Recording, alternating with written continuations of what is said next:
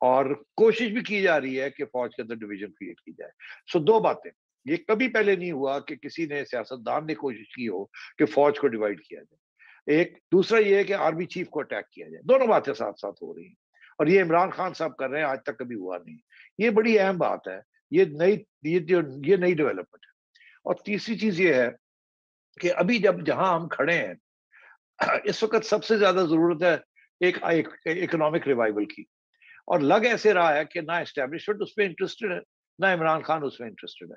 اور وہ کہہ یہ رہے ہیں سٹنگ گورنمنٹ کو کہ آپ مشکل فیصلے کریں، مگر ہم کوئی گارنٹی نہیں دیتے کہ جب آپ مشکل فیصلے کر لیں گے، قیمتیں بڑھا دیں گے، عوام سے گالی کھا لیں گے، تو اسٹیبلشمنٹ کہتی ہے ہم کوئی گارنٹی نہیں دے رہے کہ آپ کو بچا کے رکھیں گے.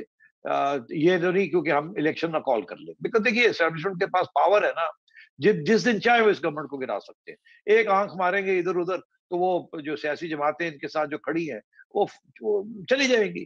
جیسے عمران کے خلاف کھڑی تھی، چلی گئی، اب پھر چلی جائیں گی اور یہ گورنمنٹ گر جائے گی. تو اس گورنمنٹ کے لیے بھی اسٹیبلشمنٹ کی ضرورت ہے کہ آپ ہمیں ڈی اسٹیبلائز تو نہیں کریں گے، آپ نیوٹرلی رہیں گے یا آپ پھر ٹلٹ کر جائیں گے ٹورڈز عمران خان.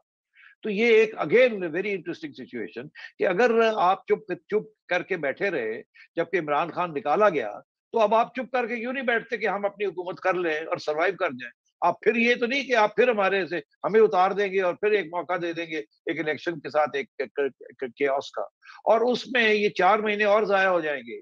آج اگر آپ ہمیں الیکشن کی طرف لے جاتے ہیں تو ہم 4 مہینے اور ضائع ہو جائیں گے، تو اس وقت تک اکانومی تو بالکل فارغ ہو چکی ہے. تو کیا ہاں آپ کو خیال نہیں ہے اس چیز کا؟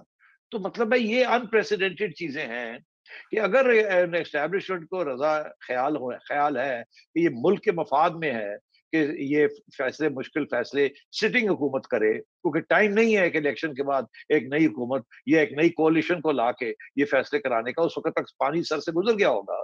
تو ابھی پھر آپ کیوں نہیں ایشورنس دیتے کہ جی آپ کریں، آپ عمران خان کو بھی ٹیکل کریں، آپ اپنے آپ کو کنسالیڈیٹ کریں، آپ یہ سارے مشکل فیصلے کریں، مشکل بجٹ دیں، اس کے بعد چلائیں اکانومی کو، اور اگلے سال جا کے الیکشن ہو گیا ہم آپ کو ایشور کرتے ہیں کہ ہم آپ کو ڈی اسٹیبلائز نہیں کریں گے. نہیں ہو رہا. اس وقت جو ساری بات چل رہی ہے وہ یہی چل رہی ہے کہ جنرل باجوہ چاہتے ہیں کہ الیکشن ہو، وہ انڈر پریشر آ گئے ہیں عمران خان.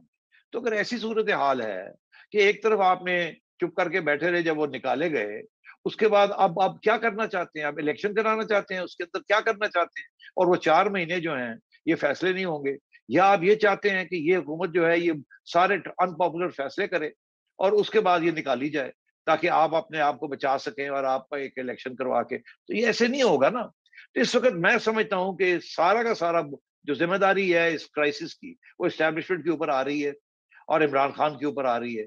اگر عمران خان چھوڑ دے یہ اپنا جس طریقے سے وہ ڈی اسٹیبلائز کر رہا ہے تو ہم شاید اکانومی کو اسٹیبلائز کر لیں، اگلے سال الیکشن کروا لیں.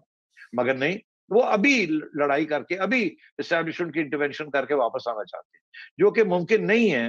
مگر یہ ضرور ہے کہ ایک نئی الیکشن کی طرف آپ جا سکتے ہیں، اور اگر نئی الیکشن کی طرف آپ نے شارٹ ٹرم میں جانا ہے تو پھر کون پاگل آدمی ہے جو کہ جا کے یہ مشکل فیصلے کرے گا، جو کہ بیک لیش آئے گی تو الیکشن بھی وہ ہار جائیں گے. اس لیے میں سمجھتا ہوں رضا یہ بڑی انٹرسٹنگ سچویشن ہے کہ ہمیشہ سیاستدان جو ہیں وہ they are responsible for one crisis اور دی ادر.